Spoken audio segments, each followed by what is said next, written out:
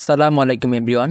তোমাদের কাঙ্ক্ষিত এইচএসসি 2024 সালের স্কলারশিপের রেজাল্ট প্রকাশ করা হয়েছে। গত 12 তারিখ ঢাকা এডুকেশন বোর্ড থেকে ঢাকা বোর্ডের এসএসসি 2024 সালে যারা সরকার কর্তৃক মেধাবৃত্তি এবং সাধারণ বৃত্তি পেয়েছো তাদের বৃত্তির ফলাফল প্রকাশ করা হয়েছে। সে বিষয়ে বিস্তারিত আলোচনা করব, কিভাবে দেখবে এবং তুমি বৃত্তি পেয়েছো কিনা সেই বিষয়টি কিভাবে সহজেই বের করতে পারবা সেই বিষয়টি দেখানোর চেষ্টা করব। তোমরা যারা ঢাকা এডুকেশন বোর্ড থেকে পরীক্ষা দিয়েছিলে তারা যে কোনো একটি ক্রোম ব্রাউজারে গিয়ে ঢাকা এডুকেশন বোর্ড দিয়ে সার্চ দেবা। প্রথমে যে ওয়েবসাইটটি আসবে সেখানে ক্লিক করবা।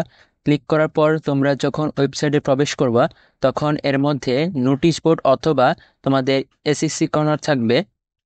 এসএসসি কর্নার থেকে তোমরা এসএসসি 2024 সালে ফলাফল প্রকাশ করার একটি নোটিশ পেয়ে যাবা এবং সেই নোটিশে ক্লিক করলেই সেই রেজাল্টটি ডাউনলোড হয়ে যাবে।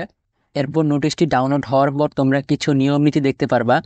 প্রথম 2-3 পৃষ্ঠা এরকম নিয়ম নীতি লেখা আছে। এরপরে তোমরা তোমাদের যারা বৃত্তি পেয়েছে তাদের লিস্ট দেখতে পাবে। আমরা এখানে দেখতে পাচ্ছি প্রায় 258টি পৃষ্ঠায় তোমাদের রেজাল্ট দেওয়া আছে। এখন তোমার প্রশ্ন থাকতে পারে যে তুমি বৃত্তি পেয়েছি কিনা সেই বিষয়টি সহজ কিভাবে দেখবা। সেই বিষয়টি দেখার জন্য তোমরা দেখতে পারবা উপরে একটা সার্চ বক্স আছে। সার্চ বক্সে তোমাদের রোল নাম্বারটি সার্চ করবা। সার্চ করলেই যদি তুমি পেয়ে থাকো সেক্ষেত্রে তোমার তোমার রোল নাম্বারটা মার্ক হয়ে যাবে, আর যদি না পাও তাহলে যেখানে 0/0 দেওয়া থাকবে অর্থাৎ তুমি পাওনি।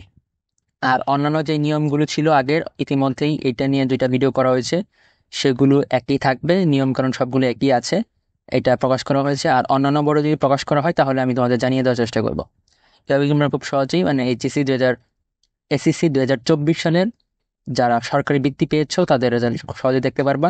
আর উপরে কিছু নিয়ম কানুন আছে, সেগুলো তোমরা যারা বৃত্তি পেয়েছো তারা পড়ে নিতে পারো। এই ছিল আজকের ভিডিও। সম্পূর্ণ ভিডিওটি দেখার জন্য সবাইকে ধন্যবাদ।